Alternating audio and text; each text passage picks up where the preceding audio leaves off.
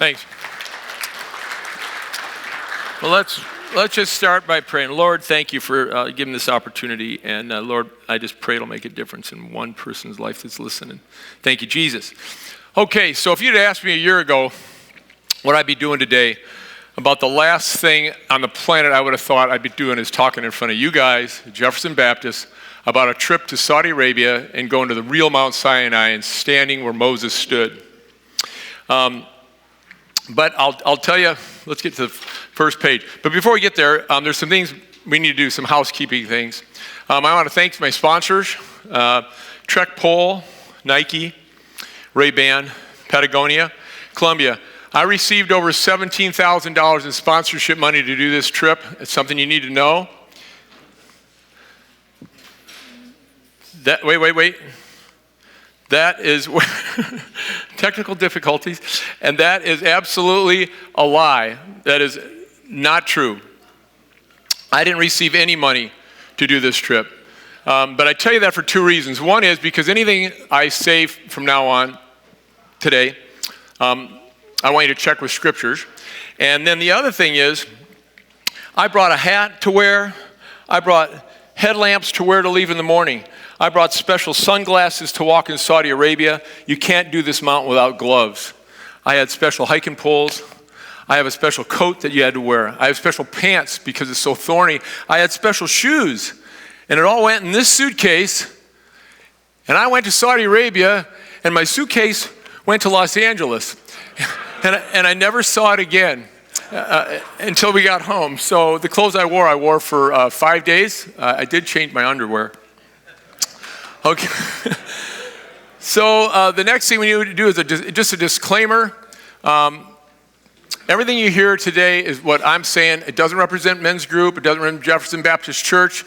These are all my opinions, but they ought to be yours. And the way we wrap that up is we say, end of story. This is Dave Hartley. Dave, could you want to stand up? Or at least raise your hand. So you may not have known Dave. Dave used to be a liberal. This is a picture of him before he came to Jefferson Baptist. He got a haircut and a nose job before that was over. So who's this joker anyway, and what the heck's he talking about? So for 2,000 years, people have thought and gone to St. Catherine's Monastery in Egypt, here's a picture of it, to worship at the place where God met with Moses. And I'm here to tell you that for 2,000 years, have any of you been there, St. Catherine's Monastery? For 2,000 years, I'm here to tell you that they've gotten it all wrong. This is where they said it is. That's St. Catherine's Monastery. That's in Egypt. But I'm here to tell you that Mount Sinai is not in Egypt. It's in Saudi Arabia. Here's a picture of the Exodus and the route that they took. We'll talk about that in a second. The purpose of this presentation, the goal is to strengthen your faith through archaeological evidence. You know, we don't have a blind faith. Every day there's new evidence that's found to support the scriptures of this, supports the scriptures just exactly as it's written. And before I forget, this is a 25-minute message. My wife has a 12-part series. It's on YouTube. And because this topic is so hot right now and the world's just dying to hear this thing, she'll put it up and she'll have 300 hits in 2 days. So she has a 12-part series. They're about 15 minutes long. If you just want to get a good understanding of what's going on, she does that. So how did we end up going to the real Mount Sinai? In 1980, a guy named Ron Wyatt followed the Exodus scriptures. He read the scriptures and said, I think they've got it all wrong. He's kind of a treasure hunter. Maybe you've heard of him. This is him. And he went to Saudi Arabia illegally, was arrested, held for 3 months, and kicked out of the country. Undaunted, he came back the year later with a guy named Faisal.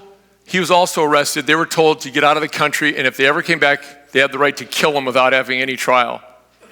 And what Ron Wyatt discovered there, I'll tell you. But after he left, a guy named Bob Carnook and Larry Williams went, again, illegally. They also were arrested. Before they were kicked out of the country, everything, all the pictures they took and all the stuff that they had recovered, they kicked them out of the country and were told never to come back again. There's about a 30-minute video called The Mountain of Fire that they made on YouTube, and you can watch it. It's on the list of resources. And I showed it to Josh Parker, who's not here today, and he said, Lord, you've blown up my faith. What it does to your faith is incredible. There's a picture of Josh. We went to Grand Canyon. But because of what they found there, the Saudi government in the 80s put an 8-foot barbed wire fence around all these sites. Okay? So what were they trying to protect? Or what were they hiding? What did they not want you to see? Or what they're going to allow you to see? Okay, so fast forward. In 2016, we went to a Strategic Perspectives Christian Conference in Coeur d'Alene, Idaho. One of the speakers there was Bob Cornuke. So I got to sit with Bob and talk with him and ask him questions. And he told lots of stories that are in the book, The Gold of Exodus, and stories that weren't in the book. So the other speaker at that conference, a guy named Joel Richardson, he's the guy in the picture there. And Joel is an expert in the Middle East. He speaks all over the world. We're trying to get him here to come to Jefferson Baptist Church. He's an expert on Mount Sinai now.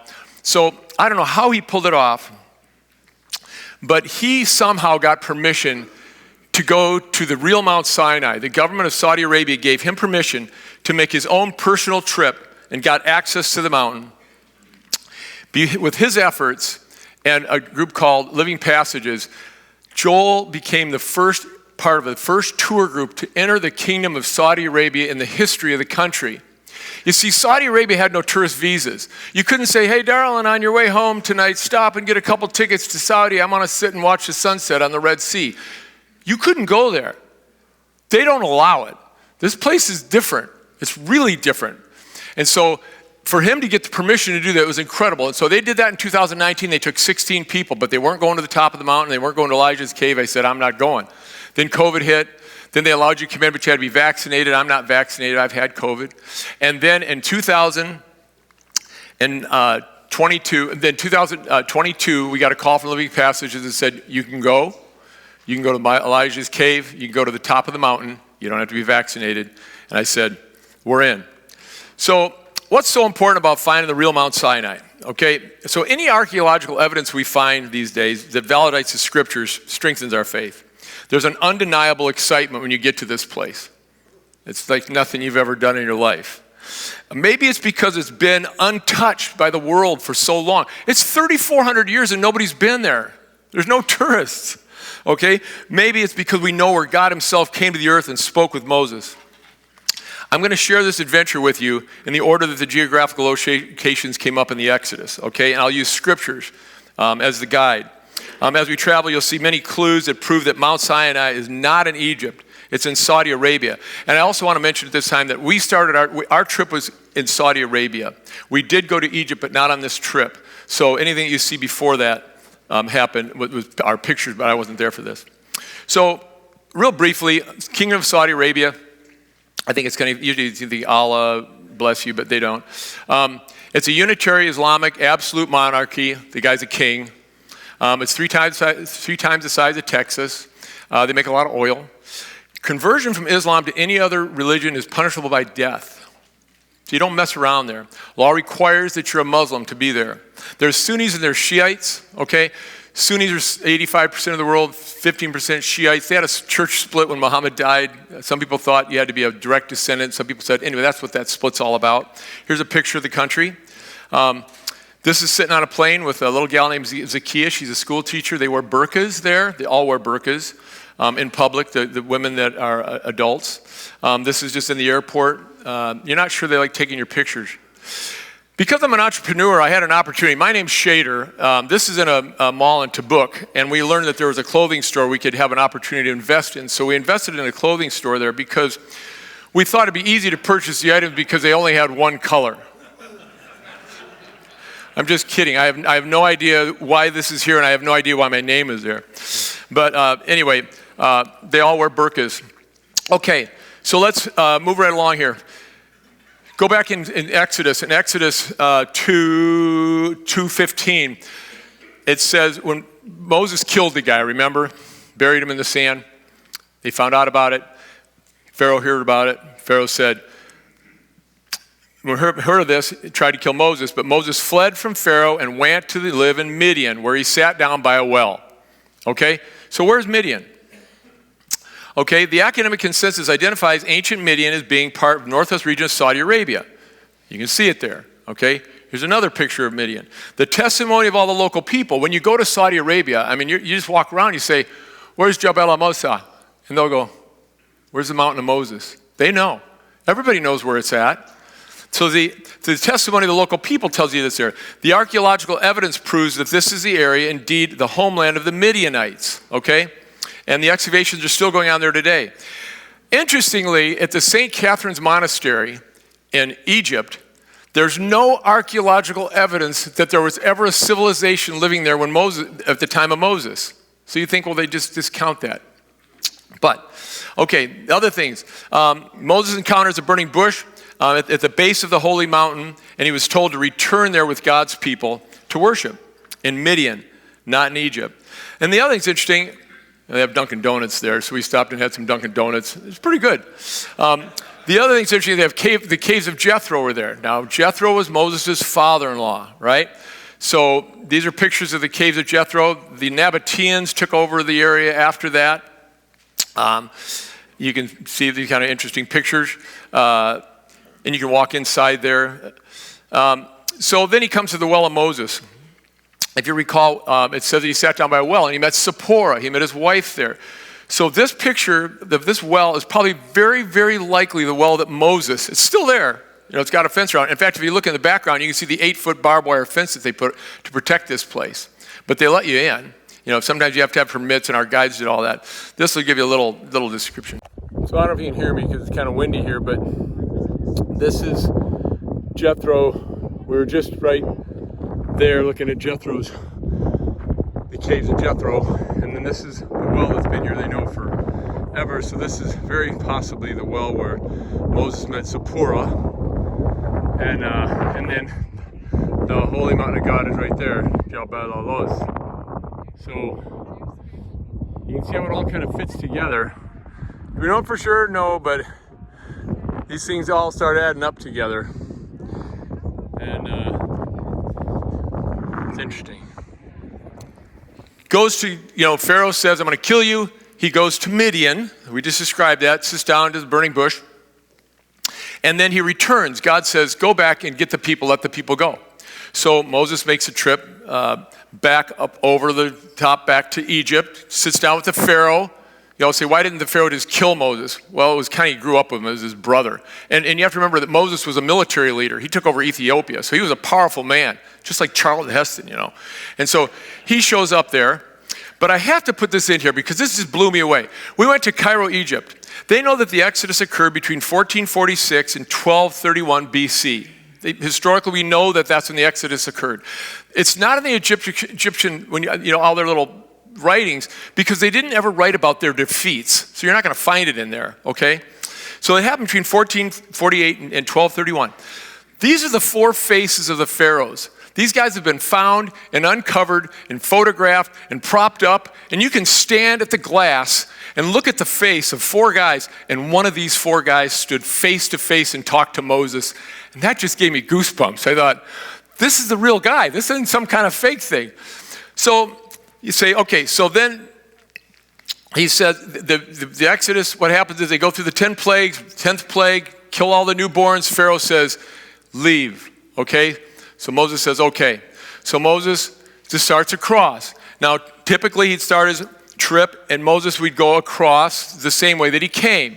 He'd come across here, go across here, and go back to Midian. We all know this is Midian, right? But for some reason, God brings a fire by night and a cloud by day, right? We remember this from the scriptures. And instead of going over the top, he leads Moses south to a certain trap, okay? So, cloud by day, cloud by night in Exodus 14, and they go through what's called a wadi. Okay, this is a wadi. The word wadi means cut through the mountains, okay? So when you look at the one on the right here, you can see it's a wadi going all the way through the mountains down to this area right here. This is Nuweiba Beach, all right? Here's another picture of a wadi from the sky. You can see how it comes right through the mountains to this beach area. So why is that important? Because it was the only place on the Red Sea that you could put 2 million people. They had to put 2 million people there. So 2 million people are sitting at this thing, and then the Pharaoh gets hardened heart and says, I'm going to go kill everybody. And all the guys go, uh-oh, that's not great. And so Moses, you know the story. He says, Moses answered the people, do not be afraid, stand firm, and you will see the deliverance of the Lord will bring you today. The Egyptians you see today, you will never see again, and the Lord will fight for you. You need only be still. And then Moses raises his hands, we'll talk about it in a second, and the seas part. Okay? Ron Wyatt discovered that this part of the ocean, right there at Nuweiba Beach, has a land bridge that goes across to Saudi Arabia. Here's another picture of it. So there was an area they could cross. It's still 2,000 feet deep. It was a miracle. I mean, it's not like knee deep, all right? But if they'd gone anywhere else, it would have gone into a canyon. It would have been very difficult to get out of. So you think, okay, that's pretty interesting stuff. Let's get real interesting now. So let's say, remember there was a fire that stopped the Egyptians. They were in the dark. The Hebrews were in the light because that kept them separated. Okay, the Hebrews are making it across the Red Sea, and then he allows the Egyptians to come in, and then he closes the Red Sea. A lot of symbolism in the scriptures, okay? Light, dark. Okay, that's how he held them up. All right, what would you expect to find in the ocean?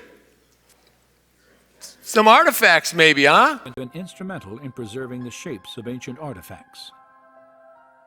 For coral is a living organism that will not begin to grow on a foundation of sand or silt. Instead, it must first attach itself to a solid object, where it will sometimes conform to the shape of its host. So for instance, if it would grow on a wooden artifact, the wood would normally disappear in the seawaters after a time. But if you have corals growing on the wooden artifact, the coral could have the shape of the wooden artifact. And then the corals would consume the wooden material over periods of time, but still keep the shape of the wooden artifacts. During the course of his explorations, Moeller observed that the pattern of coral growth at Nuweiba differed from other parts of the Gulf.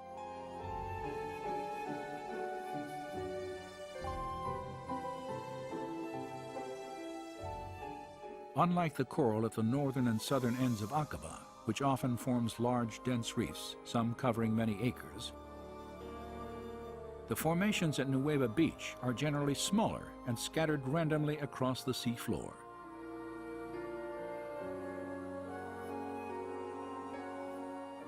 Divers familiar with the area have compared the distribution of coral here to a junkyard and the aftermath of a disaster. This is what they find off the coast of Nuweiba Beach when they did their sea explorations. They find this gold-gilded wheel. They said nobody can touch these things because they'll fall apart, and they're also protected by the government, so nobody can lift them off the floor. This is a picture from Egypt of that wheel, or one like it. Here's another picture of what they found off the coast of Nuweiba Beach. And another. And another. Could it be an axle? Could it be wheels? You tell me what these things are doing in the sea in the middle of nowhere. This is what happened. You know, I always laugh and say Moses wasn't a fiction writer. Moses was just telling you what happened to him. You know, all these prophets, Daniel, Jonah, Joel. You think Jonah just sat down and said, hey man, let's write up a fiction story. And you know, you're walking down through the desert. Hey, you heard any good stories lately? Hey, Daniel wrote a really good one. It's about lions and a lion's den. You know, not so. These guys just reported what they saw and what they lived through, what they knew. Okay, so now we get through the ocean, and we come to the other side, and it's another wadi. I always say if God parted the water, he also parted the mountain. You drive into this thing, and it's hundreds of feet tall, and it goes straight through the mountains, and when you get there, there's a stream flowing through there, and it's because it's where the bitter waters of Mara could have been. I think so. It's where he threw the stick in the water, and it became sweet, and they could drink it. It's in Exodus 15. I won't drive you through here to bore you, but this is the wadi. When you get to the other side of the wadi, okay, you walk through, you can do it. You can walk through, there's about 7/10 of a mile. You get to Elim. So after you go through Elim, it says, they came to Elim where there were 12 wells and 70 palm trees, and they camped out near near the water. How many wells do you think we find when we get there? 12. And they're all there. You think, what a coincidence. And you can stand and look at these things. Okay, moving along. This next part is really fascinating. We drove about 10 miles. So it's 270 miles from Egypt to the Red Sea crossing. Okay, so that's what, all right, from where we're talking here is about 20 or 18. So when we're going to leave here now, we're going to drive over to the split rock at Horeb. And these guys, there are no roads. And these guys are driving 60 miles an hour.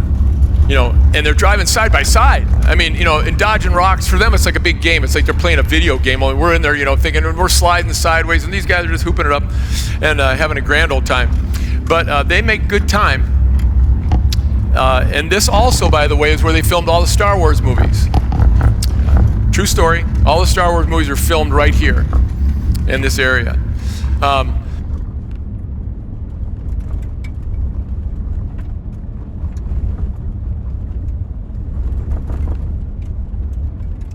Okay, so you get to the split rock at Horeb.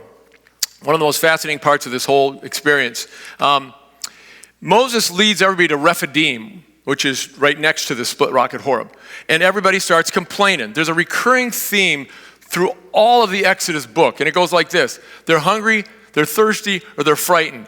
And instead of crying out to God and saying, God, do something, they say, Moses, we're going to kill you. We're going to stone you, you bum. You brought us here. We'd rather be in Egypt as slaves. And it's a recurring theme that goes over and over and over.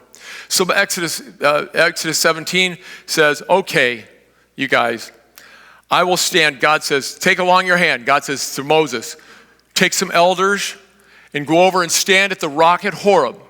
Now, how many rocks are out here? I mean, stand at the rock at Horeb and strike the rock. And when you strike the rock, water will come out and people will drink. There's a lot of symbolism again, all right? So we're driving up here. This is in our car. We're driving up and you think, okay, if this was in, Arizona, it'd have 5 million visitors a year. I mean, this thing's huge. I know what you're thinking. You're thinking like a refrigerator-sized rock. Baby, watch this. 6 stories on a 100-foot hill, solid granite. The rock at Horeb, Moses knew exactly which rock it was. To give you an idea of the size. Check this out. This is inside the rock looking out. Just curious, give you an idea of what we're looking at out on the canyon walls, but I won't put you through that. But look at this arrow. Now look closely. That's a man. This thing's huge. What do you think the sound was like when God says, hit that rock at Horeb? Well, he didn't have trouble finding a rock. Yeah, I don't see anything like it around here. And there's no other rock anywhere else in the area, And he goes, boom. And that rock splits. And the evidence of the water pouring out of that rock are seen just as it should have been, the erosion that took place. It had to feed 2 million people and all their livestock. Okay?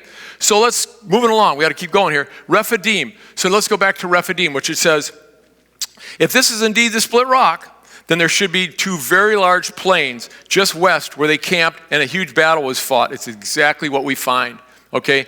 It says, this is where he held up his hands in Rephidim, and if his hands went down, they lose the battle. Hands went up. There's a picture of my buddy Keith. This is Joel. He said, sit on the rock and hold it up. This is just a picture of and you can stand. I mean, when you're there, you can see. You look around, you go, this is where Moses stood. I mean, you can see it all. He had he had a whole, and he goes all the way around behind him. But this is where it happened. Oh. Okay, I put this one in here because on this trip, there's these little petroglyphs everywhere of evidence that people lived there. Because sadly, they're all getting carted off. Anything small is being carted off. And so when Joel was here, he says almost all of them that were here when he was here are now gone because people are taking them and selling them in garage sales and in parking lots and things. So that's Rephidim. All right, this gets kind of interesting. That's just a picture of Rephidim. In Deuteronomy, it says, every place where you set your foot will be yours. Your territory will extend from the desert to Lebanon and from the Euphrates River to the Mediterranean Sea. No one will be able to stand against you. And what do we find sprinkled around the mountain?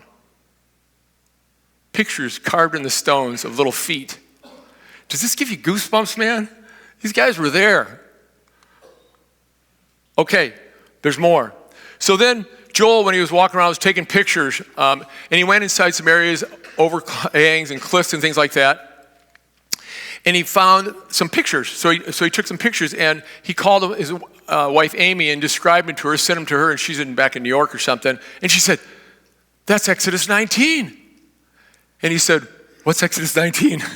And he said, "Put limits for the people around the mountain and tell them, be careful that you do not approach the mountain or touch the foot of it. Whoever touches the mountain is to be put to death. They are to be stoned or shot with arrows. Not a hand is to be laid on them. No person or animal shall be permitted to live." And what do we see at the base of the mountain? Everywhere you walk, when you get under cliffs and stuff, these are paintings though, so the sun would have bleached them. But if they're out of the weather, could these be ancient keep out signs? I think so. Okay, hold on to your hat. It gets better. The next thing we're going to do is the Moses' altar. So in Exodus 20, God tells us, it says, "Build me an altar. Do not build it with dressed stones, for you will defile it if you use a tool on it." So you go to the base of the mountain, and what do we find? We find an altar. This is, you can see it here. This is an overhead shot of it. This is up from up in the air. This is where the cows walked up, and this is the altar where Moses sacrificed the animals in the Exodus. They're not cut stones, they're all stacked. This is from the ground. This is standing in the middle of it. This is walking up to the altar. This is where the cows would have walked. This is to the altar where they sacrifice all the animals to the Lord. So you think, okay, well you think that's interesting. A Saudi-sponsored archaeological survey came to and examined the altar in 2002. The investigators found a layer of ash, charcoal, and bones mixed with other organic debris dating to the time of Moses. It's not an accident. This happened there, just the way it's written in the scriptures. In other words, the survey found exactly what you'd find. And it says in Exodus 24, at the foot of the mountain. The next thing they mention in the scriptures, it says that there's 12 pillars were there to represent the 12 tribes of Israel. And here they are. These are the pillars. Those could be cut. Okay, so a few hundred yards to the east of the Moses altar is a golden calf altar built by Aaron and the Israelites in Exodus 32. Remember, Moses he went 40 days up there. So when he's up there hanging around, Aaron's down on the ground. People going, "Hey, we want another God to worship. We want another God to worship." And Aaron says, "Oh, okay, what the heck, give me all your gold. I'll make you a golden calf. We're going to put together a golden calf just like you guys had in Egypt because it worked so well for you there." So Aaron puts together a golden calf. And then they worshiped the golden calf. This is a picture. We could go under the fence. While we were there, there was people vigilant watching, and we were in there poking around doing what we were doing. I'll show you in a second. And pretty soon the guy goes, "We got to go." And I don't know if they would have arrested us. It probably wouldn't be a great thing to be a Christian in Saudi Arabia. But anyway, so this is Joel, and listen to his little description of the marriage ceremony on the mountain. Remember, the covenant that was made here was a betrothal marriage ceremony between God and Israel. In the middle of the ceremony, that's Moses God's is mountain. up there. That's Jabal al-Mosa.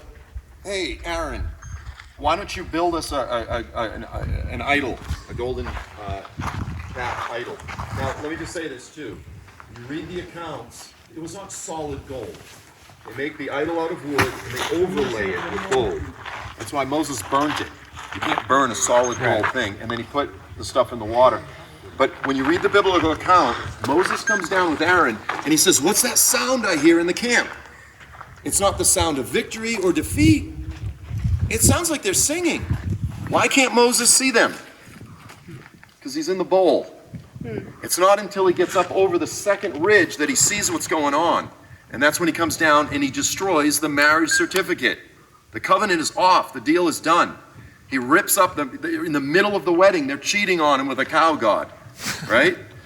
And so in the middle of the wedding, he's cheating on the cow god. So this is all over the golden calf altar. You see these pictures. They're everywhere. And a lot of them have been chipped off. People are stealing them, you know. But the interesting thing is, and somebody asked, are these cuts of beef? You know, if Josh was here, you'd say, no, they're not cuts of beef. But the altars, the petroglyphs that you see here are exactly the way they were in Egypt. They brought their worship of their false gods with them when they came, and they just started it all over again. Interesting stuff. This is maybe dog, you see? This is a guy named Eli Shulkran. This guy excavated the city of David, and he also found the Pool of Shalom. Fascinating guy. Was on our trip with us. Okay, Scripture tells us that after the golden calf incident, the Lord commanded Moses and his supporters to execute 3,000 of the rebellious guys. So right at the bottom it says, the Levites did as Moses commanded, and that day about 3,000 of the people died. So Jim and Penny Caldwell, he was an engineer in Saudi Arabia, and he just got really interested in this mountain in the 90s. So him and his wife made 14 trips to the mountain. They took thousands of pictures. They took hundreds of foot of video, and they came on this, the graveyard. And then they looked it up in the Scriptures.